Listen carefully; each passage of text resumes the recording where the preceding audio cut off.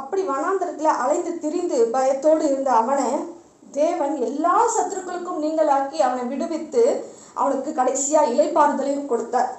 அந்த தேவன் இன்றைக்கு உங்களுக்கு அப்படிப்பட்ட சூழ்நிலை இருக்குமானால், ஒரு ஹோப்பே இல்லை, உங்க வாழ்க்கையில எந்த நம்பிக்கையும் இல்லை, நான் முன்னேறுவேன் அப்படின்ற நம்பிக்கையே இல்லை, எனக்கு ஒரு பிள்ளையே இல்லாம இருக்கு, எனக்கு எந்த ஹோப்பும் இல்லை, நான் அடுத்த ஸ்டெப் எடுத்து வைக்கிறதுக்கு எனக்கு ஹோப் இல்லை அப்படின்னு சொல்லி நீங்க கவலைப்பட்டு கொண்டு இருக்கிறவர்களா இருக்கலாம். ஆனா தேவன் என்ன சொல்றாரு, உன் சந்ததியை மிகவும் பெருக பண்ணுவேன், அது பெருகி எண்ணி முடியாததா இருக்கும் அப்படின்னு சொல்றாரு.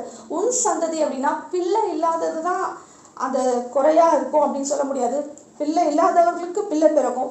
வேற எந்த இடத்துலலாம் உங்களுக்கு பெருக்கம் இல்லாம ஒரு சிறுமை இருக்கும், எந்த இடத்துலலாம் வறுமை இருக்கும், அந்த இடத்துலலாம் தேவன் ஒரு பெருக்கத்தை தருவார். அந்த பெருக்கம் எண்ணி முடியாததா இருக்கும். அப்படிப்பட்ட பெருக்கத்தை தேவன் உங்களுக்கு